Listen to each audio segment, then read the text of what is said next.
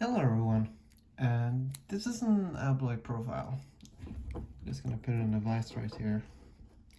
And this is a very similar lock to the Abloy Classic in that it uses the same type of half moon design.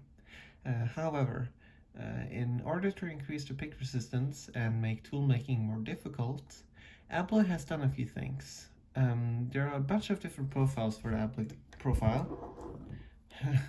But this is the one I have.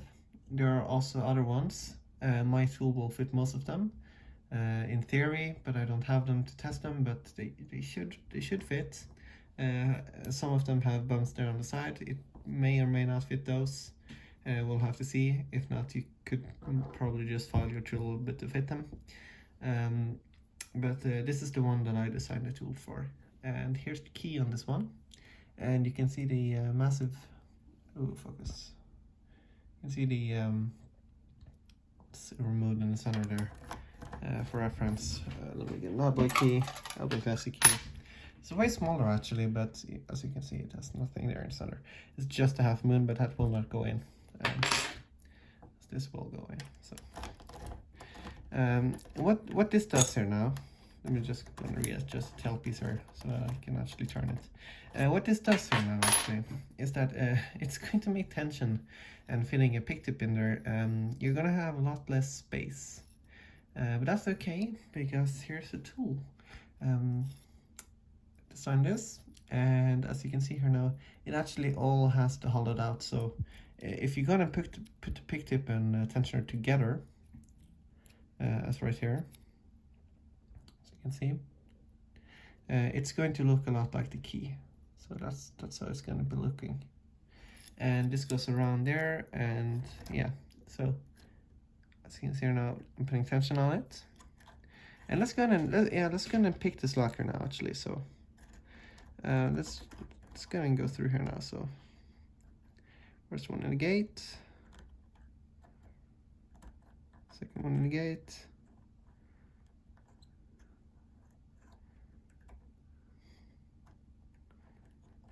third one in gate, fourth in gate. I lost count actually. In gate. Just moving down to this deck here, trying to put everything into gate.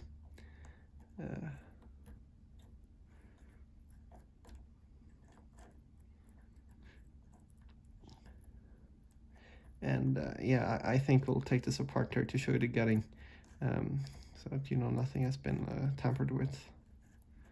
So these are I guess they're a little bit annoying, I forget, but they're not too bad. Okay, going back to the beginning here now. Putting quite a bit of tension there. This tensioner here is very, very strong. As you know from the Abloy Classic, everything here hardened tool steel. I make everything out of hardened tool steel, so that it will bend. It's made to be springy, so it will bend, but it will bend back, and that's what's very important, because if it just bends, then it's like stainless or mild steel. But this is supposed to be very springy. It's supposed to bend, and it's supposed to bend back. That's what I think is very important there, because that greatly increases the durability of the tool, makes the tool that you can actually use. So yeah, just going through here now, and there's something here that's not in the gate. I'm not sure what it is, because the false gates have not yet started to bind. Of course, then the Abloy has false gates, as we all know. Tailpiece is not blocking anything.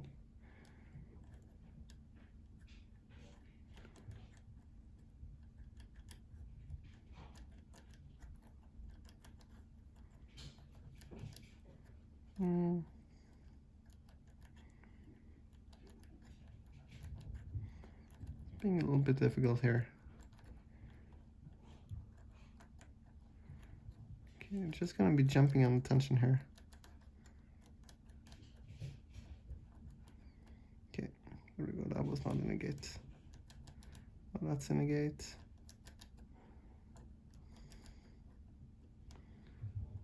That's not in a gate. Oh, and there we go.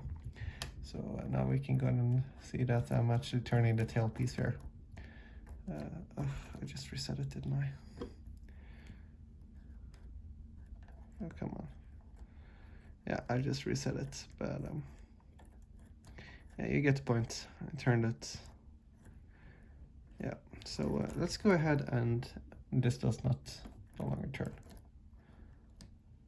So let's go ahead and take this out here now, actually. Let's go ahead and take a look here now. So tool comes out very nicely. I went in and tapered some of the parts around the tool so that you can actually get out a little bit easier. I think that's something that's a bit annoying with this deterrent locks, is that it's so difficult to get the tool out once you pick the lock. So I'm just going to get the pinning tray here. Get the lock in frame. I was not prepared to really get this, but I was just going to do it anyways. Just for the sake of the video. Alright. So, grab the lock.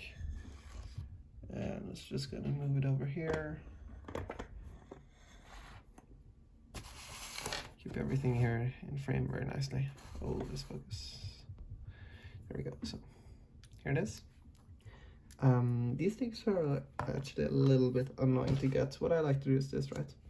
I take a small flathead screwdriver, and I go in and bend that thing here out of the way, and try not to kill myself here. Can I just get it? Just trying to get it out.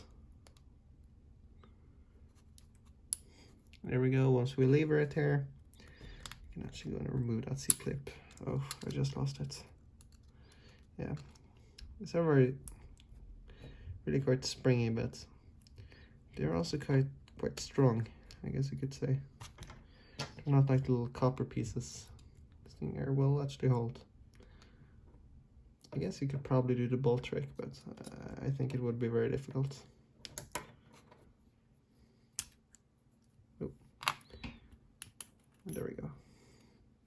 Go. C-clip out. Moving that ring. Do like that.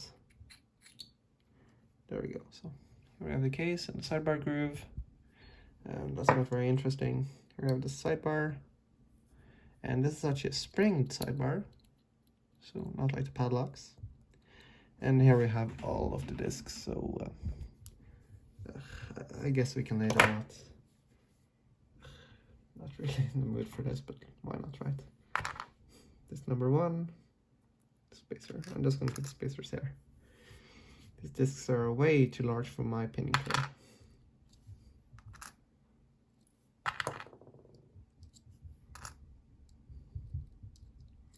So I'll show a little bit how my tool actually interacts with these discs once I get them all out.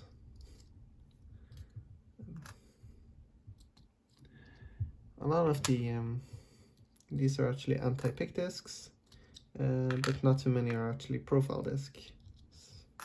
Although you can have 100% profile discs in this orientation to profile, but some of them with a little dent on the side, you cannot have all profile discs because it will actually get trapped on the key.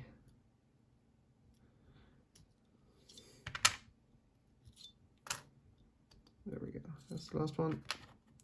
And the sidebar is just a little bent piece of metal, so not really that interesting. Here's the case if you're interested in seeing it.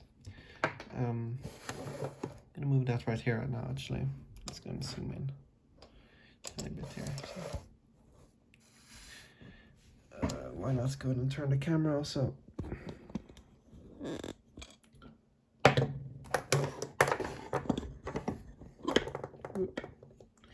Okay, so here are discs, and this is the last disc. So as we see, profile disc. It's a profile disc, and my tool actually goes in and fits inside of there, and it also fills the backspace of the lock, which is quite a bit of, oh, sorry, on the frame. It goes in there, and it goes in and fits there perfectly. Now, my tool needs to bend around that little thing, and it does it.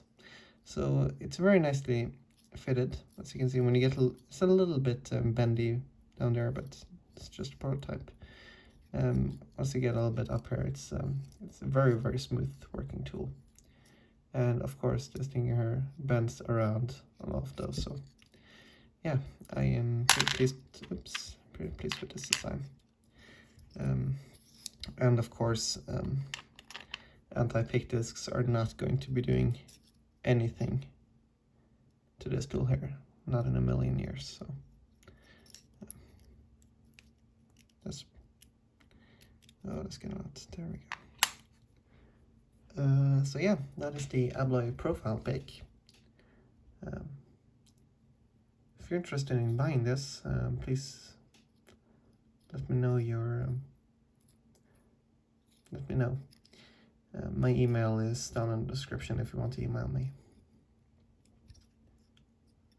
As you can see here now, in the next tools, I'm probably going to make this the tubing here a little bit longer, so it goes out there a little bit more, and that's going to, you need a little bit of this wiggle here. If you don't have a little bit of this wiggle here, it's going to be very annoying to get the pick in between each disc. But if you have too much like out here, it just gets annoying to deal with in general. So I'm just going to not grind the end there. Probably gonna stop there. But this is just a prototype, so yeah, I don't think there's anything else to say. Thank you very much for watching.